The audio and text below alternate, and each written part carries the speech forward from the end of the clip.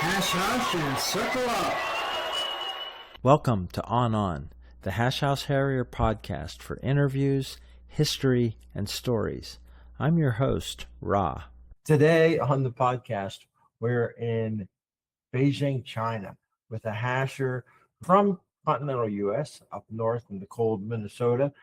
This year in hashing, it's an interesting year for the public and books. No less than 3 books have been published this year related to hashing. One is a historical and 2 are novels. So today we're going to talk with the author of a new book called simply Hash.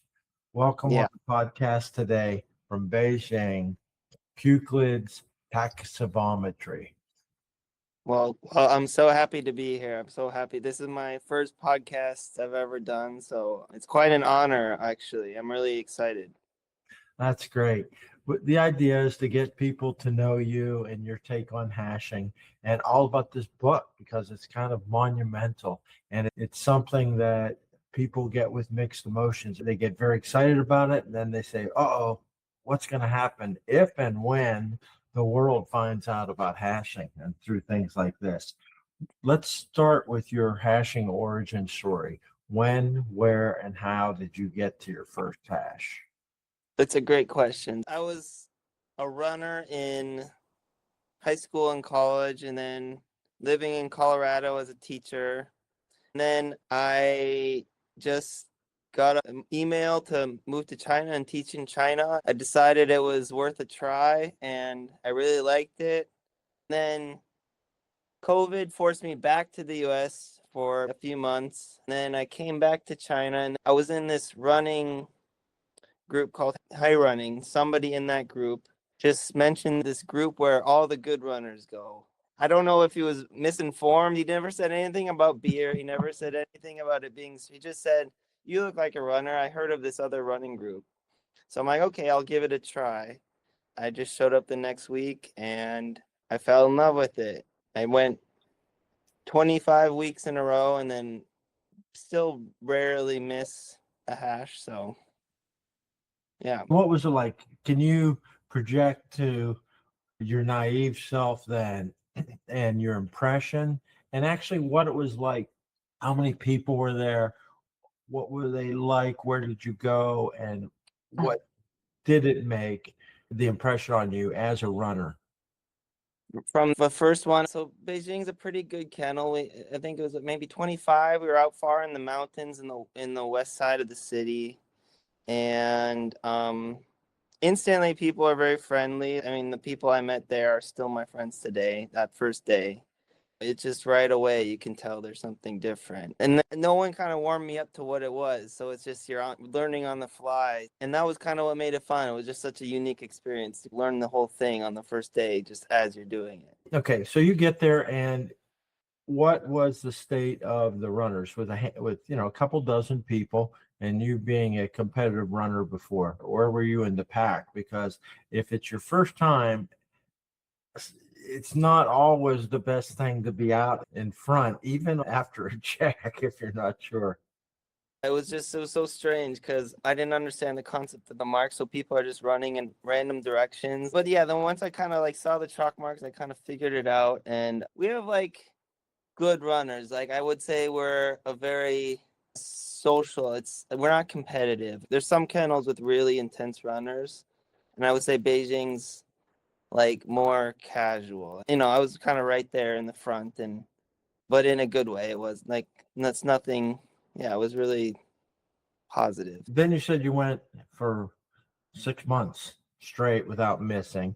What about setting a trail? How long did it take? Beijing is an amazing city and technology's already there. So mapping and everything's possible. What about setting a trail? Did that come something you could do without help, or did you have help? So we have a hasher named Red Snatcher, and she helped me on my first trail. So I've lived way on the east side of the city near these really beautiful canals, and I think I just got really anxious about doing it the first time. So I just the philosophy is thick and frequent. I just tried to make really good marks. People seem to like it, and I think people really like that part of the city because it's a really beautiful canal area. It's supposed to be shitty, but I think people actually, after the run over, they secretly tell you they really liked it. Yeah, So that's nice. Let's just catch up with the state of hashing in Beijing. How is the drinking down? Are there walkers at all now, 5, 6 years later? And is there non-alcoholic? Is there people who don't drink beer or don't drink on that hash? yeah, Beijing's, since I've been here, there's more walkers than there are runners, actually. But I think what I really like about it is we put a really lot of time. So we usually have 2 beer stops. And as a hare when I'm herring, but as other people herring, we really try to focus on getting the walkers and the runners at the same time. It's on a good day, it's really seamless. So there's no people, we arrive, you just make the running trail maybe twice as long, but yeah, it's good. We have a really close culture, and I think we're really welcoming, and I think it's getting tough to recruit runners because I think we're just it's just a bit of a lull with runners, but we have a very friendly set of walkers. Yeah.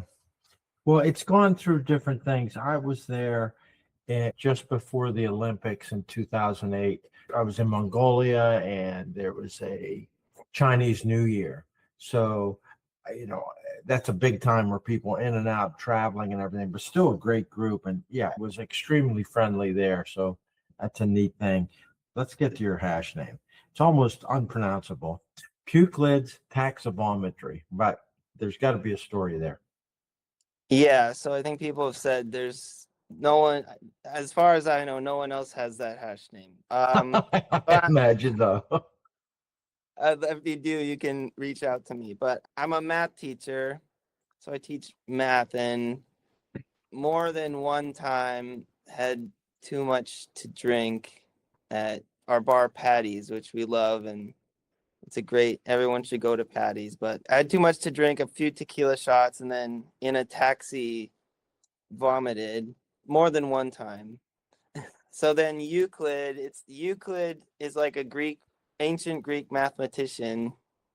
Euclidean geometry. So it's kind of convoluted, but then people just call me Pukelids. So it gets simple in the end. So the first day I got it, it's just kind of was a lot to process, but it grows on me. And I think, especially with the short Pukelid, it's really kind of punchy when you shorten it. I was a math major, and I lived overseas when I found hashing, and I was a runner. So this is not an unusual tale, and it's one that, if we go all the way back and when hashing was expanding in the 60s and 70s, a lot of people came to the hash because of running. There were lots of good runners, and the hash has changed back when it was really forming in the 60s and 70s all over the world. There were nothing but runners, and now there's no club without walkers. But what was it about the culture? What was it about that group that was different than your running group? I like that it's more social. I like that there's a sense of humor, obviously, and that. I like that it's an opportunity to kind of be creative, to be funny, and to poke fun at people. I've been a kind of competitive runner, and then I just it reaches a limit. You can always go faster as a competitive runner. You can kind of get higher marks and think I'm gonna break this time, break this time, break this time. At least for me, you reach a point where you kind of want to grow in different ways. And I think hashing, it's it's complex, and you can make fun trails. You get to see different parts of the city, new people from around the world. So I think there's it's more to grow, in my opinion. So that's interesting. I don't know how many people I've heard say that hashing gave them an opportunity to grow, although it's completely true, and I think everybody would agree. It's not necessarily some people it comes to mind to express. That's kind of interesting. What about getting involved, helping with events and mismanagement? How did you get recruited to do more than show up or set a trail? yeah, so I'm definitely part of the mismanagement. I've been I think initially, so we have the boxer hash, which is once a month we go to the mountains, and sometimes we go to the Great Wall. And it's really nice and fun, but it's a lot of work to organize because you need a bus. I mean, a lot of kennels do a bus every week. We only do a bus once a month. So you need to get, cold beer, ice.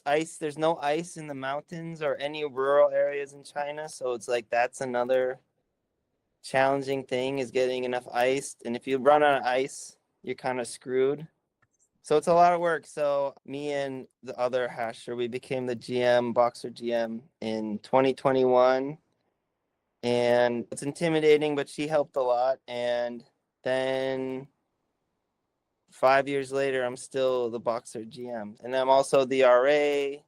I do the haberdashery. But yeah, I have a lot of jobs still. And I'm kind of still going. So That's great. I messed up and I didn't put on my boxer red fleece vest. I do have a boxer hat. Oh, you have a Beijing boxer sweater? Yeah, the sleeveless. I often use it in travel because it's great because it's under a jacket, sleeveless one. And I don't wear it here because part of the back. Oh, my camera looks frozen. Yeah, your camera's messed up. I don't know. I didn't want to say anything to mess up. Oh, it's okay. People don't need to see me. But I don't wear it because it blends in with the background. Yes. Let's talk then about the idea of ownership of the hash and sharing it, and you're recruiting with people. You've been on mismanagement for 5 years, GM. Yeah. So we talk about my home club, my hash, our hash. How do you feel about that idea?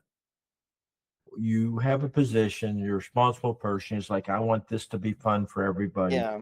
And then you want to get other people involved. It's hard to find runners, but the idea of the community, and when you change from part of the pack to mismanagement for an extended period, it becomes a significant part of how you think of things that are coming. I mean, the hash becomes then something that you don't just say, oh, it's time to go to the hash. I'll see if I can get a buddy to go, and we'll go and you'll be there. Here's something that you got to think of in the future, coming events, planning. How does that change you in any other way, do you think? I see what you're saying. Yeah, I do take a lot of ownership, and I really put a lot of pride in making it something people want to come to. And again, like, it's supposed to be shitty, but like I want it to be like shitty in a fun way. Like, so I want everything else to go really well. You want the bus to go on time. You want everything to be where people want to come back. I just try to be positive and, share it as much as possible. And when people sign up, when we get a big event, like sometimes we feel the boxer gets like 50 people. We fill the boxer bus, or we get a big hash, like 60 some people. I take a lot of pride in it. It feels really good. And then people say nice things. Like, so we had the Nash hash, the China Nash hash Beijing hosted. And that was a really big undertaking. And, it took up basically, I wouldn't say a year, but 9 months, basically doing every single day, having meetings. I do want to make a shout out to Banana Shoes. She's another person that she took up her whole house. Her whole house was filled with backpacks, like 300 backpacks for like months. So it's a lot of work, and it takes, when you do need these obsessive type of people, like I would say I'm obsessive, like Banana Shoes, she's another person that's obsessive about it. So that's the people that keep it moving. Yeah, that's a great insight. People think about, not everybody's organized events. Hashers eventually, of course, are going to want to participate, like you said, to make it great. But that is something like, yeah, on behalf of hashing, thanks for all you do. It does take all this behind the scenes work, and sometimes things don't always go great. They are indeed shitty, and everybody's going to look and blame mismanagement. And most people give them the benefit of the doubt because they get the insight of, wow, look how much work this actually is. Okay, Yeah. mathematics, and you mentioned creativity and opportunities to grow. Let's talk before you wrote this book Mm. about your experience with writing.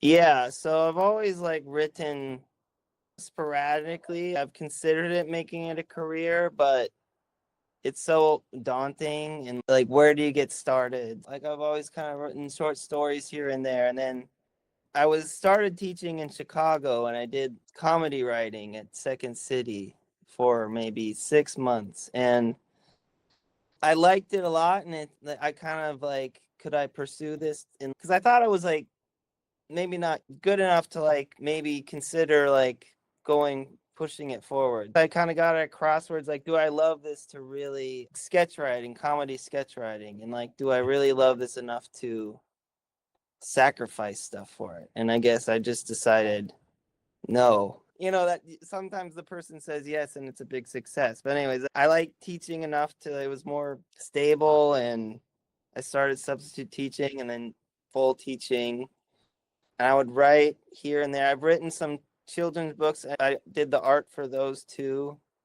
I did the movie screenplay, but nothing where I was like really proud of it, where I would say like this is something I would sell to ask for money for it. So like over the next 10 years, I like to get to the point like, so the COVID, like in 2022, Beijing and China got really bad, but in Shanghai, like other cities had it worse than Beijing, but like Beijing, we got locked down, and like that's where the inspiration for the first version of this story came from. It's just like originally it was about, it was a kind of an autobiographical thing about COVID and like me escaping out of my apartment on lockdown, and then using the marks to like follow the trail out of the COVID lockdown, because it's so frustrating being confined. Like I was never like truly locked down in the same way other people were, but that was the inspiration, I guess. Interesting. Did you do the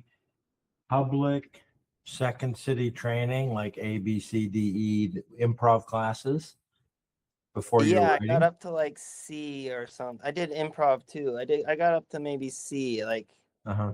I didn't graduate per se. That's kind of one of my like what shoulda, woulda, couldas. Like I did them in Toronto, but I did them after 20 years of being an RA too. I was going to say that wouldn't be a bad thing for people to say, oh, I'm not going to be an RA next year. Maybe I'll go take some improv classes. It is a barrier breakdown and a challenge to self-confidence. And it's like some good experimentation. Yeah. I would totally recommend that if someone's nervous about that. The improv is like, it just kind of works you way up slowly to just think on the spot, and it's of course that it goes really well together. Yeah, and famously, the philosophy fits well with the hash. Yes, and we got all kinds of people in all kinds of situations, and it's not limiting. All right, so this quite an interesting background, quite diverse, that gets you to this path through children's books, writing, hashing, passionate, organizing. We were in Beijing right after Pan Asia 2019 which was in Zhangzhou, and then we traveled around a little bit, and we left November 19th, right before the lockdown, right before the emergence. And imagining Beijing lockdown is something that's mind. But let's talk about the process then after all this stuff. And you had written before. Often we'll hear that if somebody's going to start writing, first book they got to get out of the way is the autobiography, because it's just, we got to get that out of our system. And you had this idea, you described this book. Why was hashing the topic then? Not the topic, but the storyline. Yeah, the carrying. Like, why did that first thing I wrote? I just thought it's like a way to grow before. A central theme of the book is just kind of finding the lore within the hash, like finding something deeper. To go into it, I think it sounds silly, but hashing, there's always a hasher before you. There's always a hasher before you. And I hope the book, even this new version, like conveys that there's always a hasher before you and before you until the original founder of the hash who's in your background. I kind of attempted to convey that you're on this journey and that you might feel lonely and that you can use the power of the hash to kind of get you from this dark place. And I mean, maybe people think it's actually a lot darker if people don't know what they're getting into. Like this new version's a lot darker than people probably expect. So Well, that's great. I mean, definitely don't need to spend our time just going through fluff, yeah. but we do want to feel good. But that's reality and that's real life. What about the actual hash history going from 1938 or hashing history in China did you become aware of as GM and hashing before you wrote the book? And when did you start the first version of the book? I wrote this autobiographical version in 2022, October, and I wrote it really fast because it was just like all in my head all at once. And so I had to like get it out. And that's why it's kind of a mess, but it felt really good to write and I was really happy about it. But then like you kind of go back to it and you realize it's kind of it's not like a full thing. But anyways, I did a lot of research about the founder, 𝐏𝐸, and I tried to integrate some about Chinese history and World War II and the Japanese invasion and how that influenced things. And then it's kind of it's not a full history. Then it jumps back and forth. So it's not a thorough history. So it's kind of just those two things. It's the main parts of it. So that's what I would say. All right. It's kind of a bold move to call the book hash because it has many meanings outside the hash culture. Anyone who's a hasher who hears hash, their ears perk up in any situation, in any conference, travel, bookstore. They hear somebody and they think about what it is. What was your process to call it hash? I really thought about changing the name. I want it to be like punchy. I think if people read it, I think that it's supposed to be like a world, I think. And I kind of just want it like a simple name for this world. It's not about like it follows one character, but ultimately it's kind of like an idea. And it's about an idea of like following the trail and continuing to follow the trail and following these marks, even though when you don't actually know where they're going, and trusting that they're going somewhere good. And so I just wanted this simple idea that you just feels, but it's kind of mysterious. I mean, we know as hashers know what hash is, but like maybe someone who doesn't, like they're like, what the hell? I don't know. What do you think about someone who never heard of the hash finding this book and reading it? What do you want them in a paragraph or a sentence to think about the hash when they finish the book? Yeah, so that's kind of the balance that I'm trying to pull off. The first chapter has nothing to do with hash. It's just kind of setting the stage for this character and his life. Then he finds it, and I think he uses the hash to kind of get out of this dark place. I think the average person, like I meet a lot of people that are just like, they have a negative reaction to like, oh, how weird it is. So I think my goal, which I'm yet to actually succeed, I hope I succeed at it, but people like read the book and they get invested in the character. And then they're like, what the hell is all these stupid names? And then hopefully by the end of the book, they realize like, oh, this character needed to kind of maybe separate himself like with these pseudo identities, and like the beer and like this kind of silly world helped him find a better version of himself. And I think that's what I'm trying to pull off. Whether or not I do, people can make their own assessment. But Okay, let me ask that again from what do you want hashers to think about differently once they've read the book? Hashers. Well, of course, I want people to feel that it's authentic and like that. I think I've hashed enough and I've spent enough time to know what at least our. I think people might nitpick like, oh, our kennel does this and Yeah. this. Like, Yeah. okay, it takes place in California, but it's basically Beijing hash, but like the way we would run a hash. So I don't know, but anyways, I want them to kind of feel that hashing feels maybe frivolous, and I want them to feel like there's a deeper lore to it. That it's like that it's real.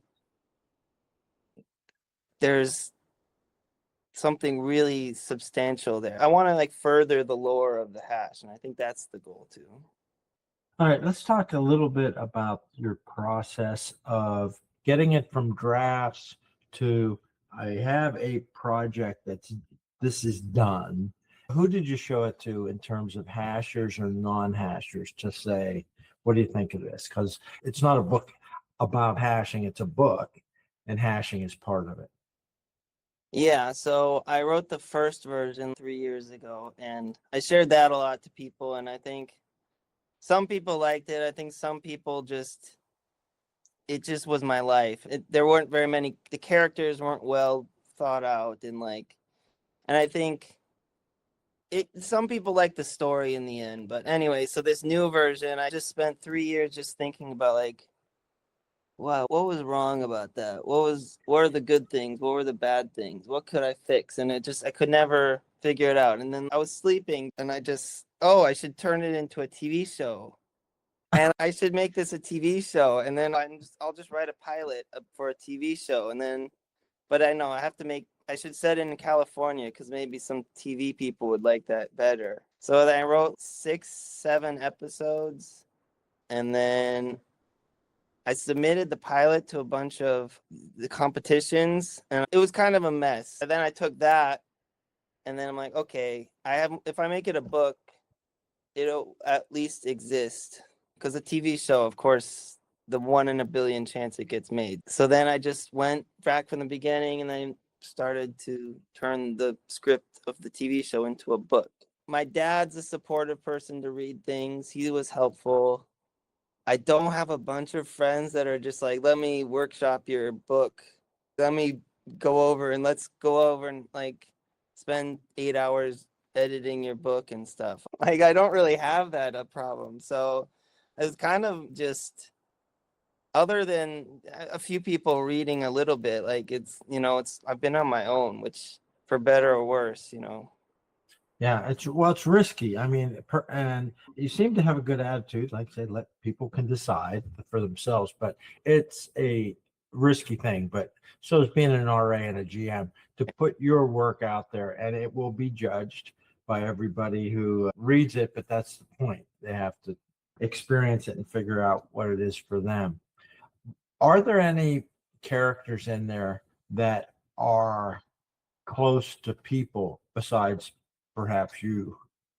Yeah, I think the protagonist, I tried to not make it me, but it's hard not to a little bit. Yeah, there's so much horrible. I don't want to, it's not really a spoiler. Like, there's a lot of Right. horrible things that happen to the protagonist that have not happened to me. Like, the his dad abandons him, like his brother dies. That happens very early, so it's not a spoiler or anything. But which that's not my dad's. I have all my family's alive. That's what I try to do. I think for the story to really work, I think they're not specific people, the other characters. They're all just kind of like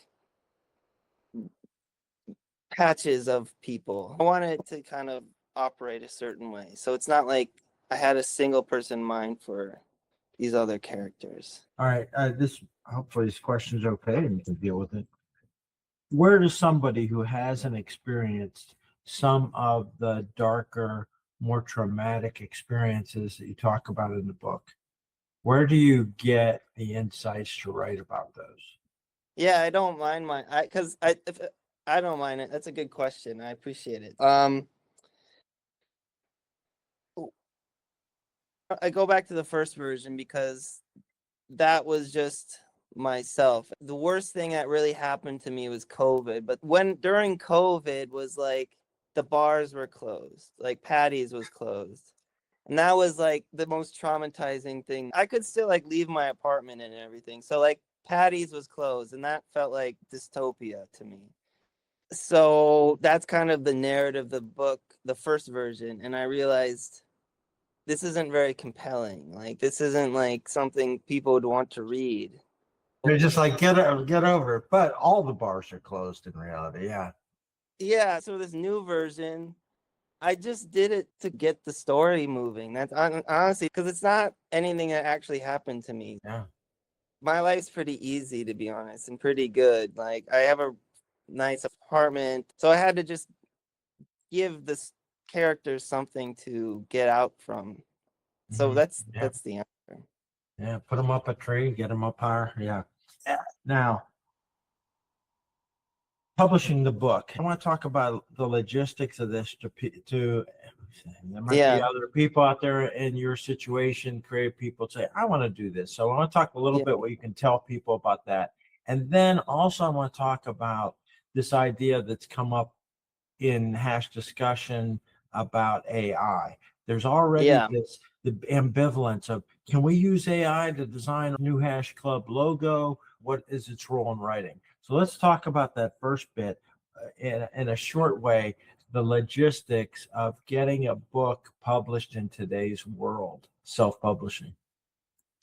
Yeah, so if you're like trying to go through normal publishing, like the traditional way where you like go through a publisher, I have no real advice because I contact them, I send emails.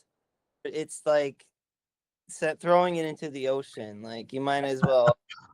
It's nothing. Like, and then there's like these other publishing places that you talk to, and they're like, oh yeah, we'll publish your book, and they're like, it's $5,000, it's $6,000 to get. They have like things on the top, it says $1,000 off to publish your book. So you're like, okay, if it's $1,000 off, how much is the price? Because then they claim they'll edit it, they'll promote it, they'll blah blah blah.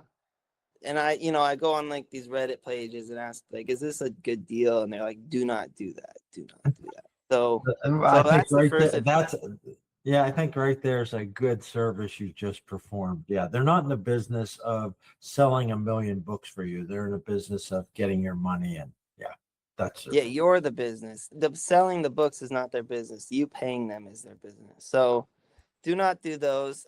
The Amazon thing, it's just fairly convenient. My dad did it he wrote a book too about outer space, and it's fairly simple. I guess I would recommend it. So far, it seems to have worked, but this is my first attempt at it, so we'll see how it goes. But I would recommend it as far as I've gotten so far. How long did it take for you to get a physical copy? I printed my own copies here. I printed like a sample version here in China, not from Amazon. They have their own printers here that I did maybe like 20. So yeah. So I haven't seen, if there's an issue with the Amazon print ones, I feel terrible. Like, I try my best. And if the print is off or something, I haven't actually seen a physical copy of the Amazon book. So if there's an issue with that, let me know as soon as possible and we'll try to get that fixed. Yeah. All right. What about in this period then? Let's just talk a little bit of the pace of the world change before we talk about AI and creativity. COVID, obviously, just a dramatic time to be anywhere. But has Beijing changed since 2022, the last 3-4 years? What's the pace of change there? And as you said, the hash is, like many hashes in the world, struggling to get new members. There's more attention draws, more activity draws. So it's always hard to keep clubs surviving. No easier today. But what about China changing and the future of hashing in Beijing, with just the way the world is? It's a good question. I was here in 2019, so I never had a full time to experience it pre-COVID, but everyone says they put a lot of rules in. Even like during, you couldn't go to even leave the city. Sometimes you couldn't leave certain cities, and now you can travel freely, and things are mostly back to normal. Mostly things you can do, get by with you on hashings. I think actually the visa thing, they've been more open with visas recently. Like if you're in Europe, I think you can travel without a visa for like quite a while. Right. So I would recommend that if anyone's interested. But yeah, there's a few rules that I can't think of at the top of my head that just were during COVID that just kind of stayed. But yeah, and like the general political thing, I don't know what if people are just maybe, I guess I can't compare, but like the English teachers that just kind of would come over and just come for a while, and I don't know, it doesn't quite seem like the flow that it maybe used to have. During COVID, it was really discouraged, like felt hopeless at some points because it felt like it would never end. But now I would say it's optimistic. We're mostly doing pretty well. So What about your hashing outside? Integral to two hashes, doing multiple mismanagement jobs there for Box yeah. for many years. What about other hashes you've gotten to beyond Beijing? Yeah, I was just in Shenyang in China. Saigon, I've been to Saigon. I'd like to hash more. I've been to Saigon. Houston hash in Houston. I went to Minneapolis, Twin Cities hash in the Twin Cities. Yeah, I should do more. I haven't done the whole worldwide tour yet, but I'm going to at some. But you've seen ones in another Asian country and back in America. America can be quite distinctive. What were your impressions of other clubs then? The weirdest thing, like going to Houston especially, was like how similar, like how the songs are almost all the same. That was funny. Like just like you could pick it up right there. It's always very easy to like, that's the best part about hash is like it's just like your family basically right away. Like the Twin Cities, they had like 30-40 marks. We usually only have like 6. They're like all these checks that I've never heard of, and like that's what it's, so it's fun. It's always good, especially the new marks and the new I would say it's always, the additions are always good and fun. I want to talk about your long range version and how you see hashing in your life, as there's plenty of other things that happen in our lives as we go along. But first, I want to talk just a little bit about your view of AI. Just it hadn't come up before, but it's starting to trickle into the hash because it's a creative thing. People are probably using it to write hash trashes now, and there's something as soon as. What does that look like to you as a writer and a Yeah, hash? it's a great question. And like even during this, so I would say I'm pretty against it, especially if they just like, it's a printed thing. You can pretty easily tell it's AI. Like, and I think the problem, I don't know, people have different opinions. Some people see it and it doesn't bother them. And I see something that was like clearly in the text sometimes, like they make a poster and the text doesn't even make sense, or like the words in the text or the pictures are like, there's an extra arm, there's an extra ear. And it's getting better, which I don't think that's a good thing that it's getting better, but of course I think anything human is better. I think human making stuff. I think people tell themselves they don't have the talent to do it, especially like a poster. Of course, like drawing, like painting a masterpiece, like not everyone's going to take the time to learn how to do that, but like photoshopping some text onto a poster, like just adding text to a poster so it's not like AI, like weird, ugly text. People should at least learn how to do that. And I know people, if I don't know, my philosophy is no. If you can avoid it, I would do your best. That's my idea. And try to learn more skills. You're going to do better in life if you can learn skills and learn how Photoshop works and how words work. And like, as a teacher, it's like you don't want to get to the point where students are submitting AI things and the teacher's using AI to grade it. And like, then why are we here? Like, what is the point? Yeah. Yeah. Hey, so you have embraced hashing and integrated yourself and integrated hashing into your life. So going forward, do you expect to write more books? Will you be a hasher forever, for a while, till you move? How do you look at hashing, and how do you look at future writing? It's a good question. So I definitely, I'll always be a hasher. Like whether or not I take a break and need like a month or a year off or something, but I'll always come back to it no matter what.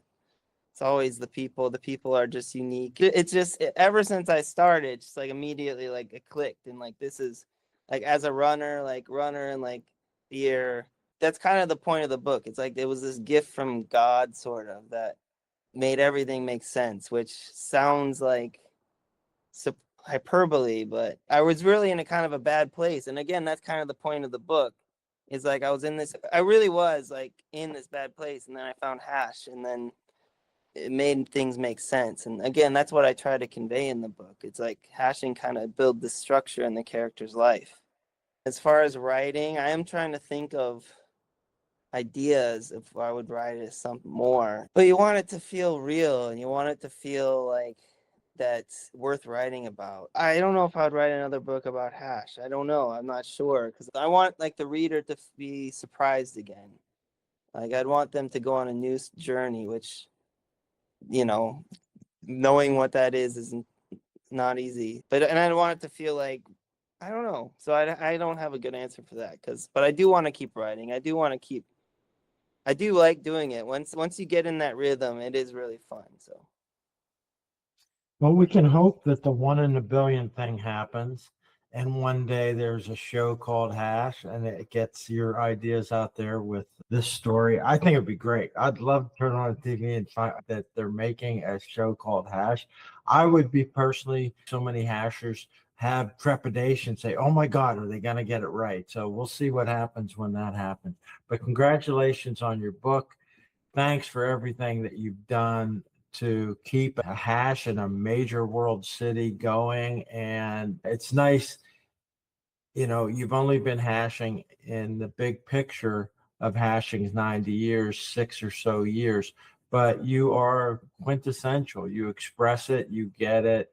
And so many of the things you say, so many people are going to relate to exactly, especially what we just talked about what hash feels like a gift, and how so many people say, thank goodness I found hashing, and this is who I am. This is my tribe. And I feel that with you. It's very nice to talk to you about this stuff, and good luck. We're going to encourage everybody to get this book, read this book.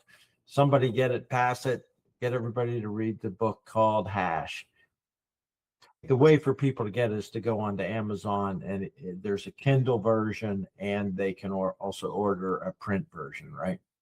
yes, and like it was all myself, so take that with a grain of salt. Everything editing, so just take it with a grain of salt, and I hope people like it. And it's available on Amazon. It should be pretty easy to purchase, and yeah, so thank you. Yeah, thank you for having me. It was amazing to talk to you. Yeah, let's ask you one final question. This will come from your base of experience. On the hash, is the RA always right? The RA is, of course, always right. Of course, the GM can come in and have their opinion too, but other than that, the RA is always right.